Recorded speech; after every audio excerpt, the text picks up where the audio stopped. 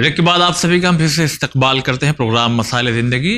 سوالوں کے جوابات دے رہے ہیں حجت الاسلام علی جناب مولانا وسیع حسن خان صاحب قبلہ. ٹیکسٹ میسج کے ذریعے جو سوالات آئے ہیں اب ان سوالوں کو آگا کی خدمت میں ہم پیش کرتے ہیں. تو پہلا سوال آگا اس طرح سے ہے کہ ایام عزائے فاطمیہ سلام اللہ علیہ جو چل رہا ہے اس میں جو چوتھے امام کی ولادت درمیان میں آ رہی ہے, پوچھ رہے ہیں کہ کیا ولادت منانی چاہیے؟ دیکھیے اس کا جواب میرے خیال میں جو آڈیو سوالات تھے وہاں بھی یہ اس قسم کا ایک سوال تھا, وہی جواب یہاں بھی ہوگا کہ جو امام نے فرمایا کہ ہمارے شیعہ ہماری خوشی میں خوش ہوتے ہیں, ہمارے غم میں مغموم ہوتے ہیں, تو کوئی حرج نہیں ہے, بالکل منانا چاہیے, منا سکتے ہیں. بہت شکریہ. اگلا سوال تھوڑا سا بڑا ہے, ان شارٹ اس کا یہ ہے کہ ان کا یہ سوال ہے اس طرح سے کہ پہلے ہمارے جو فیملی ہوتی تھی تو اس میں اگر طلاق ولاق کا معاملہ ہوتا تھا تو یہ لوگ آپس میں ہی بیٹھ کر کے کیا کرتے تھے کہ بھائی طلاق ہو گیا, اور کبھی کبھی ایسا بھی ہوتا تھا کہ وہ شخص جس کا طلاق یا خاتون جس کا ہو رہا ہے وہ موجود بھی نہیں ہے. کچھ ایسا ہی کیس ہوا کہ طلاق تو ہو گیا مگر یعنی شرعی طور سے نہیں ہوا, پھر اس لڑکی کی شادی کسی اور سے کر دی گئی.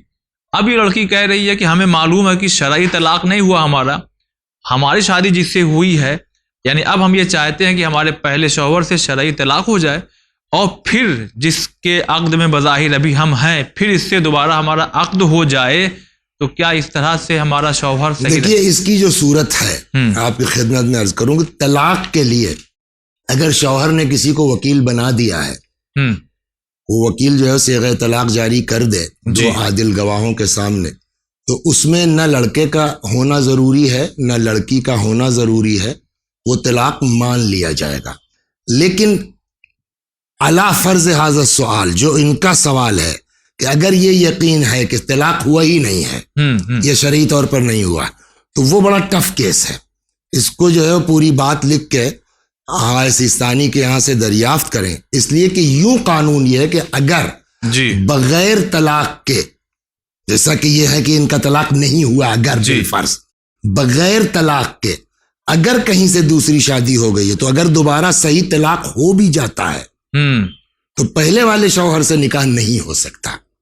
نہیں, دوسرے ہی والے سے ان کو دوبارہ کرنا, وہی مطلب دوسرے والے سے, پہلے والے کو تو بات ختم ہے, طلاق ہوا. بغیر طلاق کے جس سے شادی کی ہے, اب طلاق بھی ہو جائے تو کسی سے شادی ہو سکتی ہے, اس سے نہیں ہو سکتی. اچھا, لیکن اگر طلاق ہوا ہے, یہ میں نے اسی لیے کہا کہ یہ پوری طلاق کے لیے لڑکی کا ہونا ضروری نہیں ہے. لڑکے نے اگر وکالت کسی کو دے دی ہے اور صحیح طریقے سے اس نے طلاق پڑھ دیا تو طلاق مان لی جائے گی, وہ کوئی میٹر نہیں ہے. لیکن اگر واقعاً طلاق نہیں ہوا ہے تو پھر وہ بڑا مسئلہ سخت ہے کہ پھر جس کے ساتھ رہ رہی ہیں دوسرا جو ہے کسی اور سے شادی ہو سکتی, اس سے نہیں ہو سکتی. لہٰذا یہ اپنا پورا مسئلہ صاف سیستانی کے لکھیں, ان سے استفتاء کریں جو ہے. جی بہت شکریہ. اگلا سوال اس طرح سے ہے کہ کیا لیڈیز نماز میں پورا ہاتھ ڈھک سکتی ہے, اور احتیاط کی بنیاد پر کیا اللہ اکبر کہنے کی صورت میں ہر بار کانوں تک لانا ضروری ہے؟ بالکل ڈھک سکتی ہے, اور کانوں تک ہاتھ لے جانا تکبیرۃ الاحرام میں مستحب ہے, وہ واجب نہیں ہے. اور تکبیرۃ الاحرام کے علاوہ جو تکبیرات ہیں وہ بھی مستحب ہے, آدمی کرے نہ کرے کوئی حرج نہیں ہے. اگلا سوال, online network marketing business حلال ہے یا حرام ہے؟ اگر مقصد ان کا یہ ہے کہ جو ہے وہ خرید و فروخت جیسے عام طور پہ ہوتی ہے ویسے انٹرنیٹ پہ ہوتی ہے تو کوئی حرج نہیں ہے. آن لائن بزنس میں کوئی قباحت نہیں ہے. اگلا سوال اس طرح سے ہے کہ اگر کسی فرد نے بیمار تھا ایک آدمی اور اس نے لوگوں سے گزارش کی کہ ہماری مدد کیجئے, تو جو لوگوں نے ڈونیشن ہیلپ کی ہے تو اب وہ بیماری میں خرچ ہونے سے زیادہ پیسہ آ گیا ہے, تو کیا وہ اپنے نجی یعنی اپنے دوسرے کاموں میں اس پیسوں کا استعمال کر سکتا ہے؟ یہ دینے والے کے اوپر ہے کہ اگر اس نے کہا بھائی ہم آپ کی مدد کر دے رہے ہیں, لیجیے, وہ بچ گیا ہے, آپ اپنے اوپر خرچ کر سکتے ہیں. لیکن اگر اس کا دینے والے کا مقصد یہ ہے کہ صرف دوا پہ خرچ ہوگا, تب پھر آپ جس کا پیسہ اس کی مرضی کے بغیر نہیں خرچ کر سکتے, پوچھنا پڑے گا. اگلا سوال ذوالفقار صاحب کشمیر سے پوچھتے ہیں کہ ولایت تکوینی کیا ہے, کیا یہ شرک ہے؟ ولایت تکوینی ایک طریقے سے کہیے کہ مخلوقات پر, کائنات پر سرپرستی. تو اگر آپ قرآن دیکھیں گے تو حقیقی ولی جو ہے وہ صرف اور صرف اللہ تبارک و تعالی ہے. اللہ کے علاوہ کوئی ولی نہیں ہے، جس کے لیے قرآن مجید میں آیت بھی موجود ہے فاللہ هو الولی، ولی صرف اور صرف اللہ ہے. لیکن وہیں کے اوپر جو ہے قرآن مجید ہی کہتا ہے کہ انما ولیکم اللہ ورسولہ والذین آمنوا الذین یقیمون الصلاۃ ویؤتون الزکاۃ وہم راکعون. تمہارا ولی اللہ ہے، اس کا رسول ہے، اور وہ لوگ ہیں جو نماز قائم کرتے ہیں، حالت رکوع میں زکوٰۃ دیتے ہیں. تو ان دونوں آیتوں کو جب جمع کریں گے آپ تو اس کا مطلب صاف ظاہر ہے کہ اصل ولایت جی اللہ کی ہے. اس کے بعد قرآن ہی کہتا ہے کہ رسول بھی ولی ہیں، قرآن ہی کہتا ہے کہ یہ لوگ بھی ولی ہیں.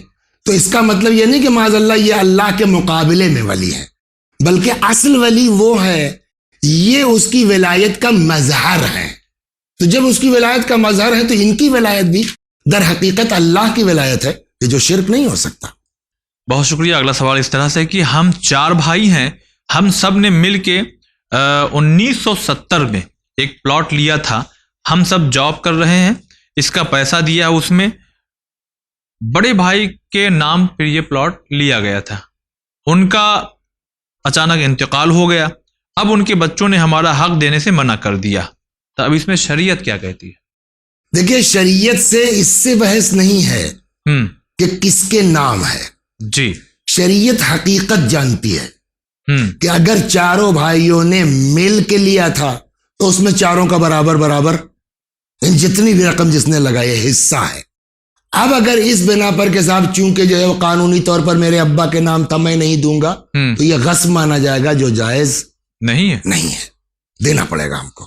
جی اگلا سوال اس طرح سے ہے البتہ یہ سوال جیسا ہے اس صورت میں عرض کر رہا ہوں. ہاں میرا سوال یہ ہے کہ مولا علی افضل ہیں یا رسول اللہ؟ یہ سوال ہمارے کسی اہل سنت بھائی نے ہم سے پوچھا ہے. وہ کہتے ہیں کہ شیعوں کا یہ ماننا ہے کہ علی رسول اللہ سے افضل.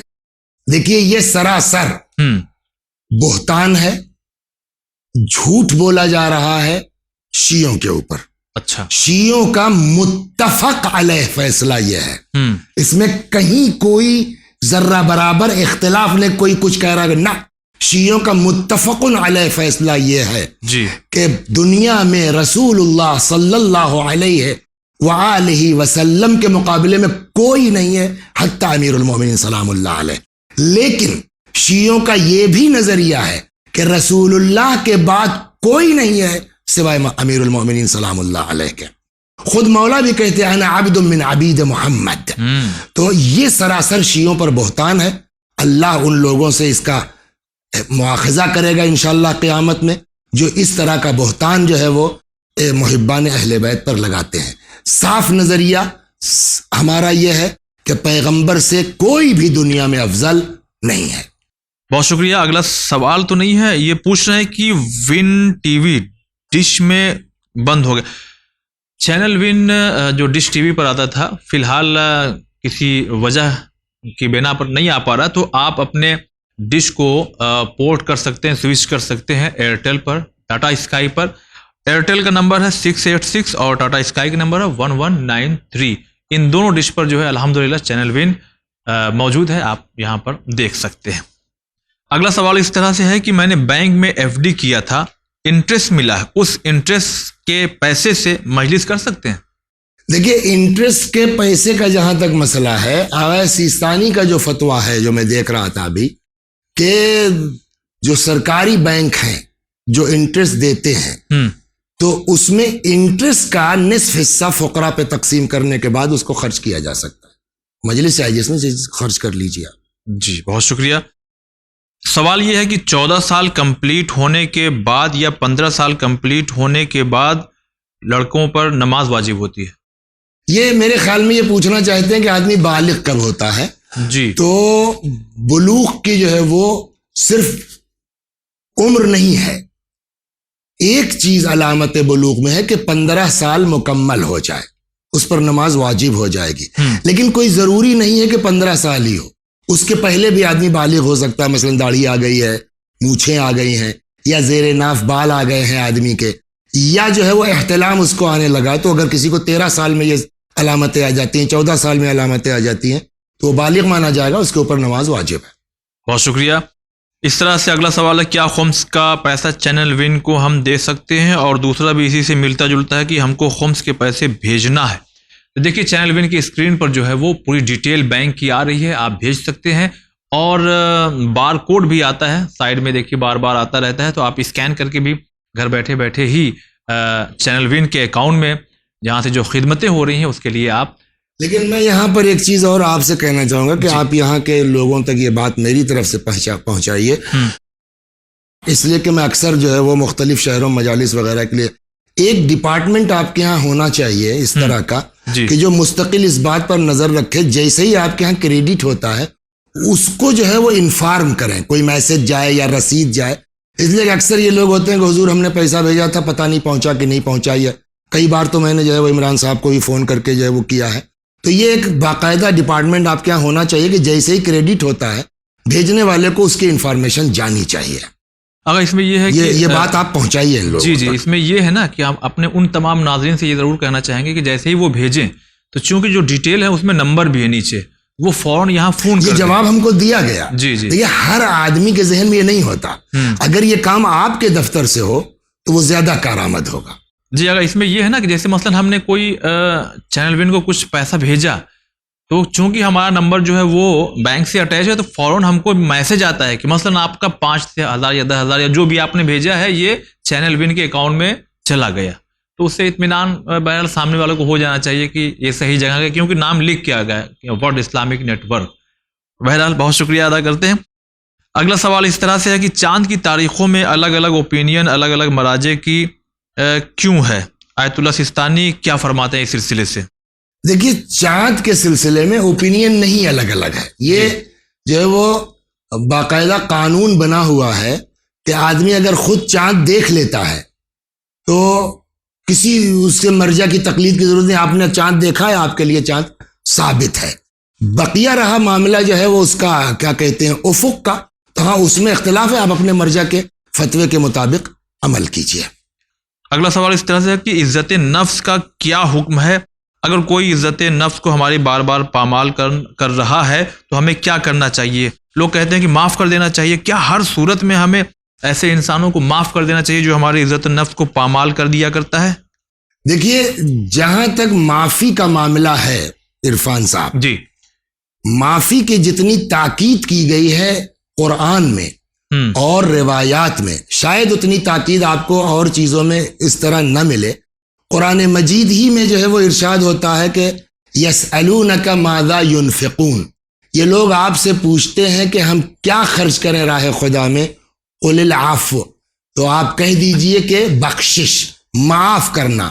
یا میں کچھ روایتیں آپ کے خدمت میں نقل کرتا ہوں جی کہ جہاں مولا امیر المؤمنین فرماتے ہیں شیئان لا یوزن ثوابہما, دو چیزیں ہیں کہ جن کا ثواب تولا نہیں جا سکتا, ایک ہے العفو اور ایک ہے العدل, معاف کرنا یا کسی کے ساتھ انصاف کرنا. یا مولا ہی فرماتے ہیں اقبل عذر من اعتذر الیک, اگر کوئی تم سے معذرت کرتا ہے تو اس کی معذرت کو قبول کرو. مروتنا اہل البیت العفو عمن ظلمنا واعطاء من حرمنا, ہم اہل بیت کا طریقہ یہ ہے کہ اگر کوئی ہمارے ساتھ ظلم کرتا ہے تو ہم اس کو معاف کرتے ہیں, اگر کوئی ہم کو محروم کرتا ہے تب بھی ہم اس کو عطا کرتے ہیں. یا بعض روایتوں میں ہے کہ صل من قطعک تعطی من حرمک واعف عمن ظلمک, کہ جس نے تم سے قطع رحم کیا اس کے ساتھ صلہ رحم کرو, جس نے محروم کیا اس کو عطا کرو, اور جس نے ظلم کیا ہے اس کو معاف کرو. تو بہرحال معافی جو ہے بلند ہے ہر اعتبار سے. بہت شکریہ. اگلا سوال اس طرح سے ہے کہ کوئی دعا یا سورہ بتائیے جس کی کیا ورد کرنے سے ہمارے ہر مقام پہ ہمیں کامیابی نصیب ہو جائے. اس کے لیے سب سے بہترین چیز جو ہے وہ تھوڑا لمبی ہے لیکن ہر مرض کی دوا ہے, دعائے جوشن کبیر. اچھا, قرآن تو پڑھنا ہی چاہیے آدمی کو, لیکن ان کا جو سوال ہے اس اعتبار سے دعائے جوشن کبیر کو پڑھیں, انشاءاللہ دور ہو جائیے. اگلا سوال اس طرح سے, ہمارا سوال ہے کہ پراپرٹی کے متعلق ہے, اگر خمس دینے سے پاک ہو جائے گی اور سچویشن سے ایسا لگ رہا ہے کہ جس نے لی تھی انتقال ہو گیا, تو اگر خمس نکال دیں تو اس کی مغفرت بھی ہو جائے گی. پھر اسی میں یہ بھی ہے کہ کیا حرام مال اللہ کی راہ میں خرچ کیا جا سکتا ہے اور اس مال کی اللہ کے نزدیک کیا ویلو ہے؟ تو اب اس سوال سے جو میں سمجھ رہا ہوں، اگر وہ پراپرٹی بھی چھینی ہوئی ہے یا غصب کی ہوئی ہے یا حرام کی ہے تو خمس نکالنے سے وہ پاک نہیں ہوگی ایک. لیکن اگر وہ پراپرٹی مثلا جو ہے وہ اپنے پیسے کی ہے مگر ہمارے پیسے کا خمس نہیں نکلا تھا اور خریدنے والا مر بھی گیا ہے، ہم کو پتا ہے کہ یہ پراپرٹی جو ہمارے پاس ہے اس کا خمس نہیں نکلا ہے، تو ہم کو بھی خمس اس کا ہمارے اوپر واجب ہے، ہم کو خمس نکالنا پڑے گا. لیکن حرام مال خمس نکالنے سے پاک نہیں ہوگا. جس کا لیا ہے اس کو واپس کرنا پڑے گا، خمس نکال کے ہمارے لیے جائز نہیں ہوگا. لیکن اگر ہم نے اپنے پیسے سے کوئی پراپرٹی خریدی ہے اور ہم مر گئے، ہمارے بچوں کو پتا ہے کہ ہمارے باپ نے خریدا تو اپنے پیسے سے ہے مگر اس پیسے کا خمس نہیں نکلا تھا اور وہ پراپرٹی ان کو پہنچی ہے تو وہ خمس نکال دیں گے تو انشاءاللہ ہم بری ذمہ ہو جائیں گے. لیکن اگر کسی کا مال ہڑپا ہے تو خمس نکالنے سے جائز نہیں ہوگی. بہت شکریہ. اگلا سوال اس طرح سے ہے کہ مجھے اسپونڈیلائٹس کی پرابلم ہے، وہی جو ہڈیوں میں گیپ تھوڑا سا آ جاتا ہے. فرماتے ہیں کہ جیسے کہ بی بی فاطمہ سلام اللہ علیہ کے ایام چل رہے ہیں تو میں ان کے استغاثہ کی نماز پڑھ رہی ہوں، تو پرابلم یہ ہے کہ مجھے سجدہ کرنے میں بہت زیادہ پرابلم ہو رہی ہے، جیسے کہ سجدہ طولانی ہے، 510 دفعہ ذکر کرنا پڑتا ہے. پہلے دن تو میں پراپر زمین پر سجدگاہ رکھ کر کے سجدہ تو ہو گیا، تکلیف بھی بہت زیادہ بڑھ گئی مگر اس کے بعد، لیکن اب مجھے یہی عمل کرنا ہو تو مجھے اب تکلیف ہو رہی ہے، پلیز میری رہنمائی فرمائیے. اور کیا میری امی کے گھٹنوں میں درد رہتا ہے، لاسٹ ایئر ان کا ایکسیڈنٹ ہو گیا تھا، تو کیا وہ استغاثہ اور مستحب نماز بیٹھ کر پڑھ سکتی ہیں؟ کہ مستحبی نماز کو بیٹھ کے پڑھنے میں کوئی حرج نہیں، حتیٰ کہ جو روز کی ظہر کی عصر کی نافلہ ہے وہ بھی بیٹھ کے پڑھی جا سکتی ہے. جی، بس یہ ہے کہ جو نافلہ ہے مثلا ظہر کی عصر کی جو بیٹھ کے پڑھیں گے وہ 2 کی 4 ہو جائے گی، 4 کی 8 ہو جائے گی. مستحبی نمازوں کو بیٹھ کے پڑھنے میں ٹھیک آدمی بھی پڑھ سکتا ہے، لیکن ایک آدمی اگر مجبور ہے تو وہ بہرحال بیٹھ کے پڑھ سکتا ہے، اس کی اجازت ہمارے یہاں دی گئی ہے. آپ ٹیبل کے اوپر بھی سجدہ کر لیجئے، کوئی حرج نہیں ہے. بہت شکریہ. اگلا سوال اس طرح سے ہے کہ اگر جنابت کی حالت یا حیض کی حالت میں میں پاک کپڑے پہن لیتا ہوں یا پہن لیتی ہوں تو کیا پھر وہ نجس ہو جائیں گے؟ نہیں، اگر جگہ آپ نے پاک کر لی ہے، غسل نہیں بھی کیا ہے، اب کوئی نجاست جس میں نہیں لگی، آپ کپڑے پہن لیجئے تو کپڑا نجس نہیں ہوگا. اگلا سوال اس طرح سے ہے کہ بینک سے جو انٹرسٹ ایڈ ہوتا ہے انڈیا میں، کیا وہ اسے ہم یوز کر سکتے ہیں؟ اس کا جواب اس سے پہلے سوال میں آ گیا ہے کہ جو انٹرسٹ ہے، آغا سیستانی کا نظریہ یہ ہے کہ اس کو کہتے ہیں، اگر سرکاری بینک ہے مجہول المالک، تو مجہول المالک کا مالک امام ہوتا ہے، تو امام کی نمائندگی میں نائب امام یعنی مرجع ہوگا، وہ اس بات کی اجازت دیتے ہیں کہ اس انٹرسٹ کو اگر آپ نصف حصہ مومنین فقراء پہ خرچ کریں گے تو بقیہ نصف آپ استعمال کر سکتے ہیں. آدھا ہے. بہت شکریہ. سوال اس طرح سے اگلا ہے کہ میرے ایک دوست نے سوال پوچھا ہے کہ کیا بی بی فاطمہ زہرا سلام اللہ علیہ کا مقام مولا علی سے اونچا ہے؟ اور ایک اور سوال، کیا مرد حضرات کے لیے بی بی سلام اللہ علیہ کا معجزہ سننا، یعنی جو کہانی اکثر لوگ سنا کرتے ہیں، سن سکتے ہیں کہ نہیں؟ دیکھیے، پہلی بات تو میں یہ اپنے گزارش کر دوں کہ تقابل کرنا اہل البیت علیہم الصلاۃ والسلام کا آپس میں مولا کائنات کا جناب فاطمہ کا یہ درست نہیں ہے. جی، سب کا اپنا اپنا مرتبہ ہے. جہاں تک رہی دوسرا سوال، کیا تھا آپ کا؟ دوسرا سوال اس میں یہ تھا کہ مرد حضرات بی بی فاطمہ، ہاں کوئی حرج نہیں ہے، اس میں کیا حرج ہے، وہ واقعات سننے میں کیا حرج ہے. جی. اگلا سوال اس طرح سے ہے کہ ایام عزائے فاطمیہ ہے، ان میں جو ایک امام کی ولادت ہے تو کیا اس میں کوئی انگیجمنٹ یا کوئی خوشی والی یعنی کوئی فنکشن ہم کر سکتے ہیں؟ کوئی گناہ تو نہیں؟ دیکھیے، ایسی کوئی پابندی تو نہیں ہے. ولادت کے دن ہے، خوشی کا دن ہے، روایت اس سے پہلے بھی جواب ہو چکا ہے کہ ہمارے شیعہ ہماری خوشی میں خوش اور ہمارے غم میں مغموم ہوتے ہیں، تو 15 تاریخ کو کرنے میں کوئی حرج نہیں ہے. اگلا سوال اس طرح سے ہے کہ کوئی شوہر اگر 5 وقت کی نماز پڑھتا ہے مگر عزت نہ دے، یعنی بیوی کو عزت نہ دے تو کیا کہیں گے؟ غلط ہے، اور کیا بھائی، ایک دوسرے کا احترام ہونا چاہیے، ایک دوسرے کی عزت کرنا چاہیے. قرآن کہتا ہے ہن لباس لکم وانتم لباس لہن، وہ تمہارے لیے لباس ہیں، تم ان کے لیے لباس ہو. تو اگر کوئی شوہر کرتا ہے اس طرح سے تو وہ غلط کرتا ہے.